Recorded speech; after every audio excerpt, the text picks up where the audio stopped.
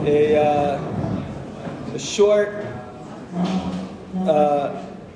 orientation, I guess, to this very, very chashuv seder, this very, very important part of the yeshiva, the 3:45 to 4:15 slot, and why I think it's so crucial, and it's not just a half an hour in our day, and why I think it's actually transformative for all of us and for the entire yeshiva.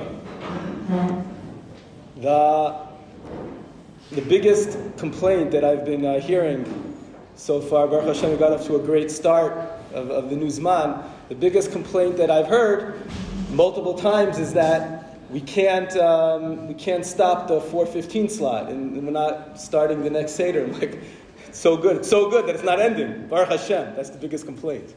So it only continue. Anyway, we know here in Aish Torah we're very, very fond of the 48 ways, the Memches Kinyani Torah, and there are a whole bunch of ways that are a little bit like unclear why they're related to acquiring Torah.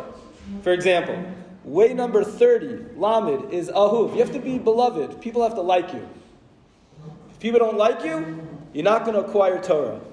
Or number 32, Lamed Beis Oev Esabrios. You have to love people. If you don't love people, you're not going to be able to acquire Torah. Lamed Tes 39, Nosei Ba'olim Chavero.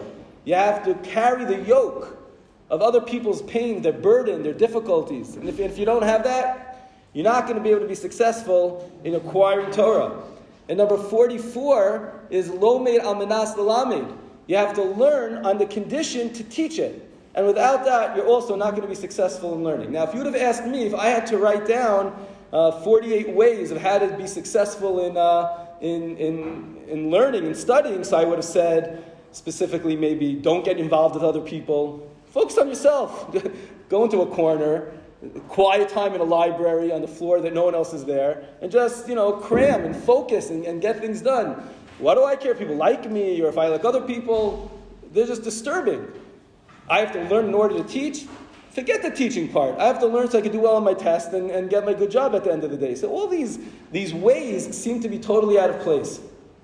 And the Maharal tells us in his Perush on Pirkei Avos, Derech HaChaim, he says that no, the assumption of the question is totally based on not understanding what being successful in learning Torah is.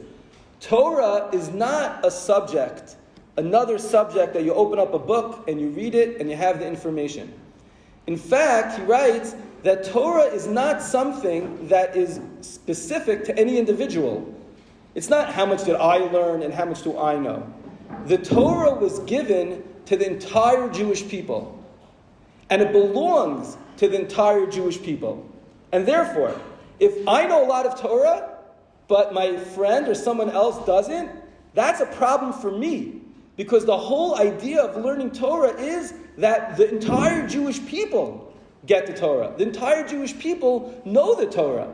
So it's very nice that I worked really hard in a corner, in a room, on a floor, in a library, by myself, totally secluded from the rest of the world, and I learned something. But at the end of the day, if no one else knows the Torah, there's no purpose to the whole thing.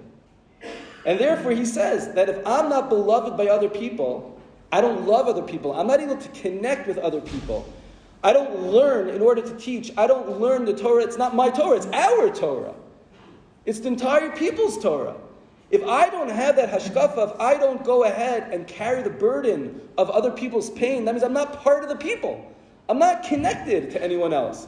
So anything that I do is totally selfish for myself, and that's it. So what's very, very crucial is that we connect to other people in a very real way, and as we become one unit, everything that we do and everything we learn is our Torah.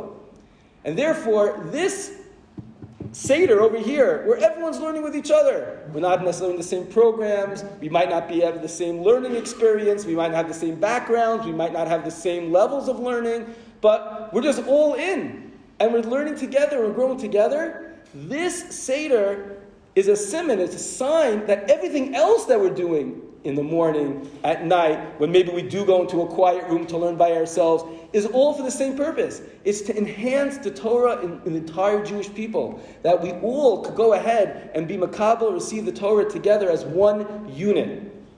So if I have a friend that is having trouble in his class, in his shir, etc., that bothers me. It bothers me because his Torah is my Torah is his Torah. I got to help him. I got to give him more time. I got to work with him. I got to tell the rabbi to give him more time, etc. We worry about each other, and we care about the success of the Torah of the entire Jewish people. That was the way Hashem taught it over. He gave it to the entire Jewish people. It belongs to the entire Jewish people. We have to make sure that we're part of the Jewish people and we're connected to to every one of us in order that the Torah is given to everyone, and then we're successful in that way. There's no better way to go into Rosh Hashanah than to feel connection and achdus, unity with one another. Because when you go into Rosh Hashanah and we daven all of our tefillot are in the lashon rabbim, are in the plural, we're not only specifically asking for our own to have a good year, we're asking for the entire Jewish people to be successful, the entire Jewish people to have only good health and parnasa and all of their blessings, all the brachos, everything they want to be fulfilled. We're all going in together. So when Hashem looks at individuals and he sees, this guy, he wasn't that good and didn't hold up to his potential over here, we all are faulty on some level. It's not so good. But when we go in as a nation, we go in as a group, the group didn't do anything wrong. Look at this group. Look, we're all learning. Our biggest problem in this group is that we go too long after 4:15. Okay. Hashem could look past that one, I think. Okay? What are we doing? It's amazing what's going on here. So we go in as a group. So we're all pure. Unscathed. We never did anything wrong. So all of a sudden, if we go in that way, and then we daven together in that way, so all of our tefillot are going to be answered. Because we identify not as individuals, we identify as part of a bigger nation. So we should continue to push this Seder and work hard and make sure that we come on time and invest and make the noise go as loud as possible, and hopefully it'll influence the other people should come in to continue learning with us, and Bezras Hashem will continue to connect and be able to grow through the Seder.